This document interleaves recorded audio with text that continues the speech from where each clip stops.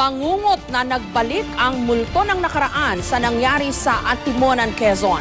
Hindi ba't ilang beses na rin tayong nakasaksi ng katulad na mga kaso na nagbunsod din ng duda, hinala at suspecha kung ano ba talaga ang nangyari at kung dapat bang paniwalaan ang bersyon ng mga otoridad, shoot out o rob out.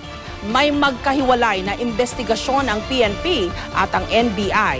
Hindi pa inilalabas ang opisyal na report bagamat may mga pauna ng leak o advanced information na nagsasabing hindi encounter ang naganap kundi ambush.